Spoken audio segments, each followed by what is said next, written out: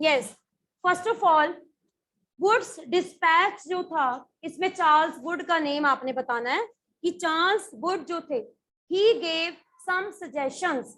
Charles Wood ने India की educational policy के रिगार्डिंग कुछ सजेशंस दिए, और जिन सजेशंस को वो खुद नहीं आए, उनके सजेशंस को यहाँ पे इम्प्लीमेंट किया, उनको क्या बोलते हैं? Woods dispatch. ईयर कौन सा? 1854। 1 मार्क क्वेश्चन के लिए तो याद करो 1854। अब अगर ये लॉन्ग क्वेश्चन के लिए आता है तो आपको पता होना चाहिए काइंड ऑफ सजेशंस। सबसे पहले उन्होंने किस पे ज्यादा स्ट्रेस दिया? वो ओरिएंटलिस्ट नहीं थे, तो ऑटोमेटिकली उन्होंने यूरोपियन लैंग्वेजेस के ऊपर ज्यादा इंटरेस्ट जो शो किया। Number 1, this dispatch gave importance. आपने ये बताना है कि ये जो डिस्पैच था, इसने कौन सी लैंग्वेज को इंपॉर्टेंस दी? European languages. This dispatch gave importance to European languages, या फिर हम ये कह सकते हैं यूरोपियन लर्निंग। अगर बेटा इन्होंने यूरोपियन लैंग्वेजेस को इंपॉर्टेंस दी, तो सेकंड पॉइंट आपका अपने आप बन गया। इन्होंने किनको अपोज किया? Orient learning. सेकंड पॉइंट में आप बताओगे कि वुड्स डिस्पैच दे अपोज ओरिएंट लर्निंग। ओरिएंट का मतलब जो पुरानी लैंग्वेजेस थी। ओरिएंट लर्निंग में कौन सी लैंग्वेजेस आती हैं? संस्कृत आती है, पर्शियन आती है, ठीक है, बहुत सी लैंग्वेजेस आती हैं। तो इन्होंने ओरिएंट लर्निंग जो है उसको अपोज किया। अब इसके पीछे ओरिएंट लर्निंग को अपोज करने का इनका मोटिव क्या था? कि इंडिया में ब्रिटिश फॉलोअर्स को इकट्ठे करें।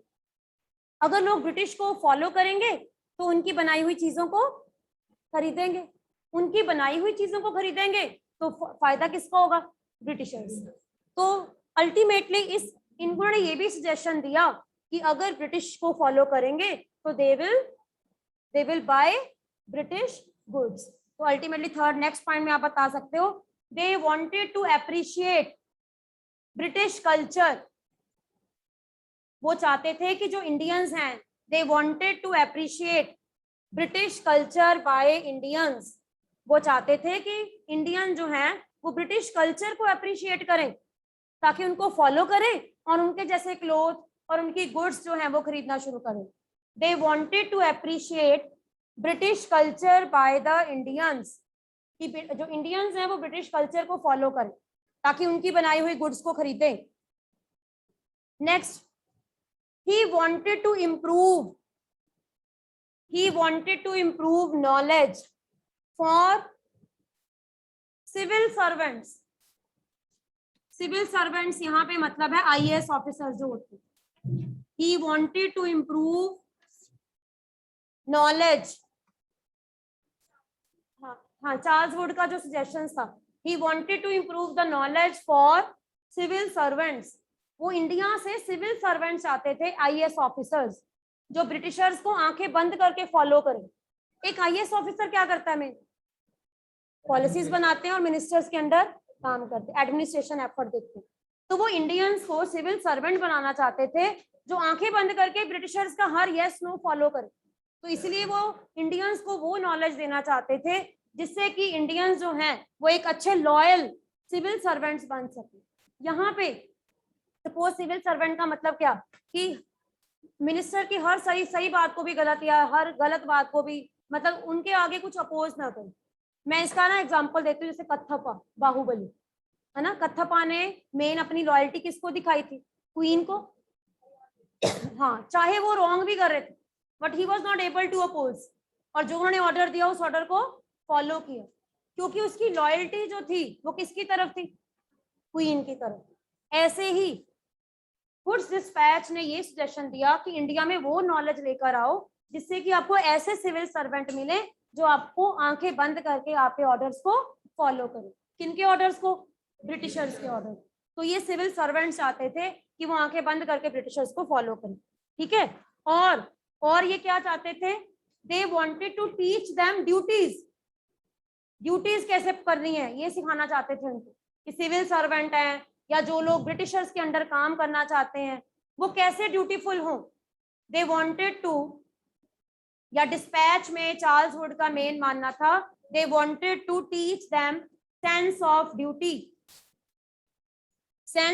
Duty and commitment to work. Sense of duty and commitment to work. क्या होती है sense of duty? For example, आपकी आकृति मैम ने आपको बोला कि क्लास में 12 स्टूडेंट्स हैं, ये 12 स्टूडेंट जो हैं वो एक एक चार्ट बनाकर लेकर आएंगे, तो ये है आपकी, अब आपने अपनी सेंस ऑफ ड्यूटी और क्या दिखानी है? कमिटमेंट। लेकिन 3 डेज के बाद एक बच्चा ब्लैंक चार्ट ले आए, जिस दिन चार्ट डेकोरेशन कॉम्पिटिशन हो, और वो ये कहे कि ma'am I was not able to make, तो उसने क्या किया? अपनी कमिटमेंट को रॉन्ग कर दिया, तोड़ दिया। They wanted to teach Indians sense of duty and commitment. तो वो चाहते थे कि इंडियन जो है उनके आगे आंखें बंद करके विश्वास करें उनके ऊपर, और वो हर तरह से अपनी ड्यूटीज परफॉर्म करें। ठीक है। Then they wanted to set up university education. अभी तक तो सिर्फ स्कूल्स ही खुले थे, इन्होंने क्या इंट्रोड्यूस किया? यूनिवर्सिटी। यूनिवर्सिटी मतलब होता है कॉलेज लेवल के बाद की education, university education. They also started university education. इसके लिए आप 3 सिटीज का नेम याद रखोगे, Calcutta, Bombay and Madras. He started university education in Calcutta, Bombay and Madras. 3 cities में आपने याद रखना है कि उन्होंने यूनिवर्सिटी एजुकेशन जो है उसको प्रमोट किया, कैलकाटा, मद्रास एंड बॉम्बे। यूनिवर्सिटी क्या होती है बच्चे? सबसे पहले आप पढ़ते हो स्कूल में, स्कूल के बाद कहाँ जाते हो? कॉलेज। कॉलेज के बाद अगर आपने पढ़ना है तो आपको कहाँ पे जाना पड़ेगा? यूनिवर्सिटी। तो यूनिवर्सिटी एजुकेशन हमारे इंडिया में इन्होंने स्टार्ट की, लेकिन अल्टीमेटली इनका मेन मोटिव क्या था? हायर स्टडी को प्रमोट करना। लेकिन हायर स्टडी के लिए सिर्फ कौन सी लैंग्वेज? यूरोपियन या इंग्लिश लैंग्वेजेस, एंड डिस्करेज कौन सी लैंग्वेज को डिस्करेज? Orient language. ठीक है। और इस तरह से वो स्कूल एजुकेशन और पूरे एजुकेशन लेवल को चेंज करना चाहते थे। That was Wood's dispatch of 1854। ये सारा जो है वो हमने पढ़ा है अभी तक, जो ब्रिटिशर्स चाहते थे। अब हमने पता क्या बताना है? अब हमने बताना है जो हमारे इंडिया में एग्जैक्टली था। ठीक है। ये तो वो मैंने बताया कि जो ब्रिटिशर्स चाहते थे। ब्रिटिशर्स जो थे, आप ये सोचो कि वो 2 पार्ट्स में डिवाइडेड थे। एक तरफ थे ओरिएंटलिस्ट और एक तरफ थे सपोर्टर्स ऑफ इंग्लिश एजुकेशन। अब हमने अपना रियल इंडिया बताना कि हमारा रियल इंडिया क्या था, और उस टाइम पीरियड में what happened to local schools. क्या बताना है? हमारा नेक्स्ट हेडिंग क्या है? Local schools. लोकल का मतलब होता है हमारी कंट्री की एजुकेशन ब्रिटिशर्स के आने से पहले या ब्रिटिशर्स के टाइम पीरियड में क्या थी, ये हमने बताना है। और अभी तक जैसे हमने वो चैप्टर किया था ना कॉटन वीवर्स, कि कॉटन वीवर्स कैसे थे, ब्रिटिशर्स के आने के बाद उनका क्या हुआ। फिर हमने पढ़ा आयरन स्मेल्टर्स, उनके साथ क्या हुआ। अब हमने पढ़ना है कि हमारे स्कूल एजुकेशन टीचर्स के साथ क्या हुआ, बच्चों के साथ क्या हुआ, कैसे उनके ऊपर फॉरेन लैंग्वेज उनको इम्पोज कर दी गई, और इस तरह से पूरा एजुकेशन का सिस्टम क्या हो गया? चेंज कर दिया। इसके लिए सबसे पहले आपको थोड़ा सा पिछला पढ़ना पड़ेगा कि पहले कैसे होता था और उसके बाद क्या क्या चेंजेस किए गए। What happened to local schools. Local school का मतलब जो हमारे इंडिया के लोकल स्कूल्स उस टाइम पीरियड होते थे ब्रिटिशर्स के आने के टाइम पीरियड में। इसकी सबसे अच्छी स्टडी जो है लोकल स्कूल्स की इन्होंने की है विलियम एडम। इनका नेम याद रखना है आपने, विलियम एडम। अब कई बार क्या होता है किसी भी कंट्री में ना, जब भी आप कोई भी चैप्टर लर्न करते हैं इसमें कैरेक्टर्स बहुत ज्यादा होते हैं। अब इस पेज पे ना सबसे अपनी बुक के ऊपर बड़ा बड़ा लिख लो विलियम एडम, तो जब भी ये पेज खोलोगे ना आपको पता लग जाएगा कि हमने इसमें विलियम एडम के बारे में पढ़ना है। उन्होंने लोकल स्कूल्स की क्या डेफिनेशन दी है वो हमने इसमें मेन बताना। तो इससे पहले आपको कुछ क्वेश्चंस पूछे गए हैं, like do you have any idea of how children were taught in pre British time. Pre British time मतलब ब्रिटिशर से पहले का टाइम। या फिर have you ever wonder whether they went to schools. क्या कभी जो आज आपका स्कूल है, क्या कभी पुराने बच्चे ऐसे स्कूल जाते थे? And if there were schools what happened to these when British rule came. तो आपको सुनकर बहुत हैरानी होगी, वैसे अब तो आपको सुनकर हैरानी भी नहीं होगी क्योंकि आपने तो खुद 2 इयर्स जो है वो टाइम देखा है कि जब स्कूल्स सिस्टम नहीं थे। लेकिन अब आप स्कूल में आने लगे हो तो आपको थोड़ा पुराना टाइम पता होना चाहिए कि पुराने टाइम में स्कूल्स कैसे होते। In the 1830 William Adam a Scottish, अब ये क्वेश्चन आ गया, who was William Adam?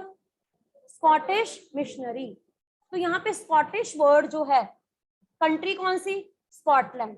Scotland कहाँ पे है? यूरोप। ऐसे अब याद रखना आपने, क्योंकि हर लाइन पे क्वेश्चन बनना है। Number 1, who was William Adam? कौन थे William Adam? Scottish missionary. Scottish यहाँ पे मतलब क्या है? जैसे इंडिया इंडियन, स्कॉटलैंड के स्कॉटिश। मिशनरी कौन होते हैं? जो किसी मिशन में आते हैं। कई बार कुछ मिशनरीज ऐसे भी होते हैं जो अपने किसी रिलीजन को प्रमोट करने आते हैं। जैसे हमारी कंट्री में पता कौन आए? Christian missionaries. क्रिश्चियन, हाँ, मुस्लिम भी एक तरह से मिशनरीज। क्रिश्चियन मिशनरीज का मतलब उनका आना हमारी कंट्री में किस रिलीजन को प्रमोट करना? क्रिश्चियंस को प्रमोट करना। ठीक है, तो विलियम एडम कौन थे? स्कॉटिश मिशनरी थे। And he tour the district of Bengal. जब यहाँ पे वो इंडिया में आए, सबसे पहले वो कहाँ गए? बंगाल एंड बिहार। तो ये भी क्वेश्चन आ सकता है। In which states, in which areas William Adam दे, you can say tour. Tour का मतलब होता है कहाँ पे गए, और कहाँ पे? He saw the education level of India. 2 cities, Bengal and Bihar. He had been asked by the company to report. वो अपनी मर्जी से गए थे, अपनी मर्जी से गए थे। हाँ, किसने कहा था उसको? कंपनी। कौन सी company? East India Company. East India Company to check the level of vernacular languages और स्कूल। उनको ये टूर इसलिए दिया गया ताकि वो 2 cities देख सके, बंगाल एंड बिहार, कि वहां पे बच्चे अपने अपने स्कूल्स में क्या क्या पढ़ते हैं, कौन सी रीजनल लैंग्वेजेस या कौन सी वर्नाकुलर लैंग्वेजेस। गुणदीप तो हंसता ही रहता है सारा। ठीक है, the report Adam produce is interesting. जो विलियम एडम ने अपनी रिपोर्ट दी वो बहुत इंटरेस्टिंग थी। क्यों? क्योंकि इसमें आपको खुद बड़ा अजीब सा लगेगा कि स्कूल का सिस्टम क्या होता था। Number 1, he founded that 1 lakh पाठशाला। आपको पता पुराने टाइम में स्कूल्स, इंग्लिश में तो स्कूल कहते हैं, लेकिन हिंदी में इसको क्या बोलते थे? पाठशाला। जहां पे लोगों को क्या पढ़ाया जाता है? पाठ। पाठशाला। कितनी थी टोटल? 1 लाख। एडम ने अपनी रिपोर्ट में लिखा कि in India there were 1 lakh पाठशालास इन बंगाल एंड बिहार। ये तो वैसे उसने लिखा ना, पाठशाला का मतलब छोटे छोटे स्कूल्स थे। कितने थे? 1 लाख। ठीक है, these were small institutions with no more than 20 student. हर पाठशाला में कितने स्टूडेंट थे? 20। इसका मतलब आप खुद देखो कि वो स्कूल्स कैसे होते होंगे, छोटे छोटे स्कूल्स होते होंगे जिसमें 20 स्कूल स्टूडेंट्स ही थे। But the total number of children being taught in these पाठशालास were 20 lakh. Approximately पूरे उस टाइम पीरियड में बंगाल एंड बिहार में कितने बच्चे पढ़ते थे? 20 लाख। तो इसमें से जस्ट आप इतना याद रखो कि उस टाइम पीरियड में बच्चे जो थे वो नॉर्मली कहाँ पे पढ़ते थे? पाठशाला। एक हिंदी वर्जन है स्कूल का। ठीक है, These institutions were set up by wealthy people. Charity. Charity का मतलब क्या होता है? सपोज कोई रिच पीपल है, वो अपने आसपास के एरियाज में बच्चों को पढ़ाना चाहते हैं, तो उन्होंने क्या किया? कुछ लैंड को दान में दे दिया और एक छोटा सा कमरा है वहां पे क्या बना दी? पाठशाला। विलेज एरियाज में तो ऐसा ही होता है। You are very lucky that you are studying in these public schools. कभी आप रियल विलेज एरियाज में जाके स्कूल्स का हाल देखना, बच्चे कहाँ पे पढ़ते हैं। तो वहां पे हाल है कि वहां पे तो चलो गवर्नमेंट स्कूल्स हैं, लेकिन कुछ एरियाज तो ऐसे हैं जहाँ पे बच्चों को पढ़ने के लिए भी कितने किलोमीटर अभी भी पैदल जाना पड़ता है, and they have to sit on the floor पे बैठते हैं वहां पे। तो ये ऐसा पूरा सिस्टम भी नहीं होता। ठीक है, देन इसके बाद फिर आपने बताना है कि जो रिच पीपल होते थे वो कुछ दान दे देते थे और उसके बेसिस के ऊपर ये पाठशाला होती थी। और हर पाठशाला में सिर्फ एक ही teacher, mostly at the time they were started by a teacher. अब 20 बच्चे हैं तो उनको एटलीस्ट 1 या 2 ही टीचर पढ़ाते थे, उनके गुरु होते। ठीक है, the system of education was flexible. अब मैं आपसे ये पूछूं कि फ्लेक्सिबल का मतलब क्या होता है? फ्लेक्सिबल यहाँ पे मतलब पता क्या है? आपको तो अपनी क्लास में ही आना, लेकिन उस टाइम पीरियड में कोई क्लास नहीं होती थी, कोई ऐसा पीरियड सिस्टम नहीं होता था, कोई टेक्स्ट बुक नहीं होती थी, कोई एग्जामिनेशन सिस्टम नहीं होता होगा। बच्चे जो है ग्रुप में पढ़ते थे और उनको प्रैक्टिकल नॉलेज मीन्स वेदास की नॉलेज या रिलीजियस बुक्स, स्टोरीज, या जो उनके आगे बिजनेस में थोड़ा बहुत उनको काउंटिंग करनी सिखानी, ऐसी चीजें होती थी। क्लास का सिस्टम नहीं होता था, कि ग्रेड सिस्टम नहीं होता था कि बच्चा फर्स्ट से सेकंड या सेकंड से थर्ड में जाएगा। और किसी भी तरह से उनके पास सर्टिफिकेट नहीं होते थे कि इसको ये सर्टिफिकेट मिला या इसने ये पास आउट कर लिया, कोई रिपोर्ट कार्ड नहीं होता। तो फिर पढ़ते कैसे थे बच्चे? छोटे बच्चे का ग्रुप अलग होता था, बड़े बच्चों का ग्रुप जो है पर्टिकुलर जो है वो टीचर के द्वारा अलग अलग बनाया जाता था। द नो फिक्स फी। अब बच्चे हैं तो मैंने आपको बताया कि जो पुअर पीपल होते थे उनको कुछ रिच पीपल जो है वो हेल्प करते थे, तो पर्टिकुलर उनसे गरीब बच्चों से फीस नहीं ली जाती थी। एंड जो भी बच्चे आते थे, कोई भी उस टाइम पीरियड में सेपरेट बिल्डिंग नहीं होती थी, सेपरेट क्लास नहीं होती थी, एक ही प्रॉपर हॉल होता था। एंड नो बेंचेस और चेयर्स, नो ब्लैक बोर्ड्स, कोई बेंच, अब खुद सोचो कि उस टाइम पीरियड में यहाँ बेंच सिस्टम नहीं होता होगा।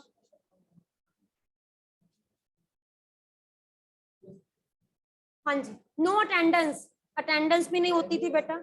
एनुअल एग्जामिनेशन सिस्टम नहीं होता होगा उस टाइम पीरियड में। एंड कई कई स्कूल्स तो ऐसे भी थे जहाँ पे बच्चे ट्री के नीचे पढ़ते थे, कई बार तो हॉल भी नहीं होता था, ग्राउंड में पढ़ते थे, और धूप होती थी इसीलिए बच्चों को पेड़ के नीचे बिठाया जाता था।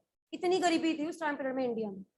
Then in other places in the corner of the village shop और टेम्पल, कई बार बच्चों को टेम्पल्स में पढ़ाते थे, ठीक है। और इस तरह से हम ये कह सकते हैं कि या फिर गुरु के होम, गुरु आश्रम, क्या बोलते हैं उसको, गुरुकुल, कई बच्चे गुरु के आश्रम में जाकर पढ़ते थे।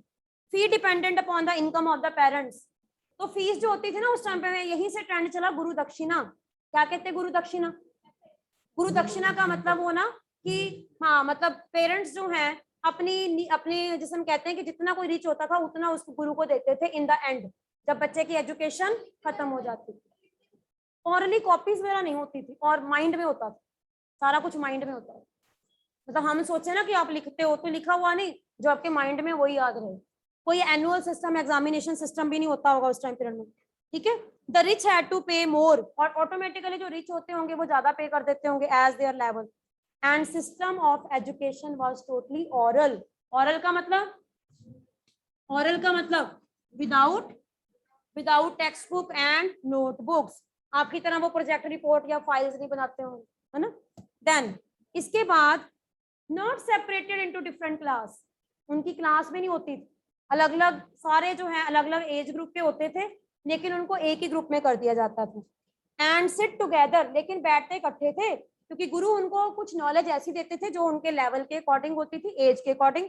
और कई बार बड़े बच्चों को अलग से सेपरेट बिठाकर भी उनको एजुकेशन दे दी जाती थी। Group of children, Adam discovered that this flexible system was suited to local needs.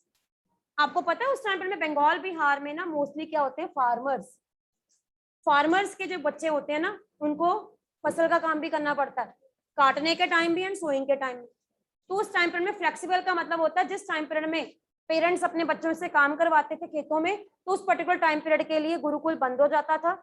जिस टाइम पीरियड में बच्चे फ्री होते थे तो उस टाइम पीरियड में वो आ सकते थे। Classes were not held during harvest time. Harvest time का मतलब होता है जब काटने का टाइम होता है, फसल का टाइम होता है, उस पर्टिकुलर टाइम पीरियड के लिए क्लासेस ऑफ हो जाती थी। And pathshala started once again when the crops had been cut. और उसके बाद जब फसलें जो है वो कट जाती थी, पेरेंट्स को लगता था कि अब हमारे बच्चे फ्री हैं, तो उनको पाठशाला भेजना शुरू कर देते। तो ये देखो लोकल स्कूल्स। ब्रिटिशर्स के आने से पहले हमारे इंडिया में ऐसा काइंड ऑफ, जैसे हम कहते हैं कि सिटीज या विलेज का ये लेवल। एंड इवन पीजेंट्स की जो फैमिलीज के जो बच्चे होते थे वो तभी पढ़ते थे जब उनको फसल में काम करने दिया जाए। तो इसका मतलब गुरु को पता होता था कि कौन से बच्चों का काम जो है वो खेतों में कब है, और इसके अकॉर्डिंग जो है वो एजुकेशन का लेवल स्टैंडर्ड जो है वो सेट किया जाता। That was all about, that was all about local schools. किसने इंफॉर्मेशन दी? William Adam. हमने इसमें मेन चैप्टर में क्या पढ़ा? स्कूल नहीं थे तो उसको स्कूल को क्या बोलते थे? Does the system flexible? Flexible का मतलब 5 कोई भी वर्ड बताओ जो आपको लगता है कि आप में और उनमें चेंज थे। एनी वन, एक नोट। नंबर 1,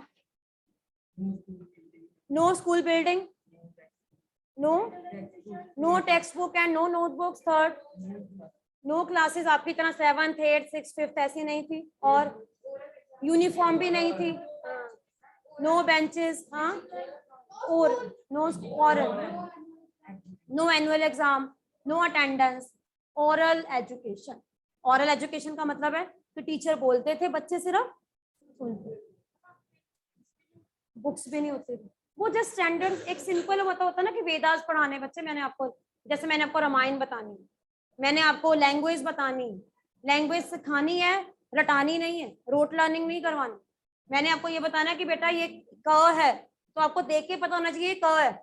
वो कैसे होगा? जब आप उसको बार बार देखोगे। ओरल, मैं आप भर के में लिख के ले गए क, लेकिन आपको पता ही नहीं कि क को लिखते कैसे हैं। इसका मतलब ऑरल एजुकेशन क्या कहती है कि आपने क्लास में किसको ओपन रखना है, माइंड को ओपन रखना है, और माइंड को ओपन रखोगे तो जल्दी सुनोगे, ठीक है। तो ये था सारा हमारी कंट्री के लोकल स्कूल के बारे में इंफॉर्मेशन। नो रूटीन, कोई रूटीन नहीं था, लेकिन ब्रिटिशर्स के आने के बाद स्कूल सिस्टम चेंज हो गया।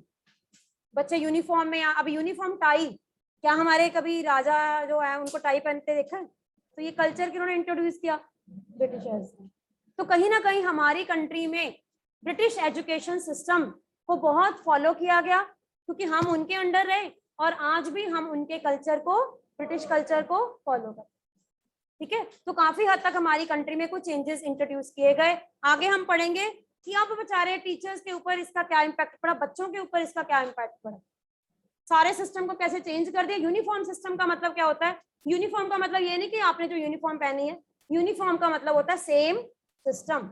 और इस सिस्टम को चेंज करने के लिए ब्रिटिशर्स ने कौन सी लैंग्वेज को कंपल्सरी कर दिया? अब आप ये सोचो कि जो फार्मर्स के बच्चे थे, पीजेंट्स के बच्चे थे, जो लोकल लैंग्वेजेस बोलते थे, अब उनको किससे compete करना पड़ेगा? ऐसे बच्चे जो अपने स्कूल्स में क्या पढ़ते थे, और धीरे धीरे क्या हो गया फिर 10 इयर्स 20 इयर्स 50 इयर्स के बाद जो पब्लिक स्कूल इंग्लिश स्कूल में पढ़ते थे वो अपने आप को हाई स्टेटस समझने लग गए, और जो विलेज के बच्चे थे वो अपने आप को लो मानते थे। और एजुकेशन का लेवल में धीरे धीरे क्या आ गया? Gap, gap between, gap due to language, language के कारण गैप आ। और जो लोग पंजाबी या मदर टंग में जो एजुकेशन लेते थे, तो इंग्लिश एजुकेशन उस टाइम पीरियड में जो है वो बेटर मानी जाती थी eight that time. So this was, हम ये कह सकते हैं काइंड ऑफ, चलो इसका हम ये कहते हैं ड्रॉबैक भी था और ये पॉजिटिव भी। ड्रॉबैक माने तो ड्रॉबैक क्या है? नंबर 1 ड्रॉबैक क्या है? इनइक्वालिटी हो गई। लेकिन इसका फायदा क्या हुआ? कहीं ना कहीं इंग्लिश एजुकेशन हमारे लिए एक बेनिफिट भी लेकर आई, हमें फायदा भी हुआ। क्या फायदा हुआ? बाहर, हाँ, हम अपनी कंट्री तक ही सीमित थे, हम बाहर जाते ही नहीं थे। लेकिन अब अगर आप बाहर जाओगे तो आपको पता है कि बाहर यूनिवर्सल लैंग्वेज कौन सी है? फॉरेन कंट्री जाने के लिए बच्चों को क्या देना पड़ता है? कौन सा टेस्ट देना पड़ता है? आइल्स टेस्ट देना पड़ता है। अगर आइल्स टेस्ट क्लियर करोगे तो ही बाहर जाओगे। बैंड्स लेने पड़ते हैं आपको। बैंड्स मतलब, बैंड का मतलब क्या होता है? मार्क्स। आपके कुछ मार्क्स होते हैं, आपके बैंड बनेंगे। 6 बैंड लिए हैं, 7 बैंड लिए हैं तो ज्यादा लिए, 8 बैंड लिए हैं तो ज्यादा लिए, और उसके अकॉर्डिंग फिर आपको फॉरेन कंट्री में वीजा लगता है। अगर आपको इंग्लिश की नॉलेज नहीं है तो आपको फॉरेन कंट्री वीजा आपका क्या हो जाएगा? रिजेक्ट हो जाएगा। Clear? So this is the way how at that time education system change in our country. Any doubt? Online student में सिर्फ तनुष्का ही है, कौन रिकॉर्ड करता है? हाँ जी।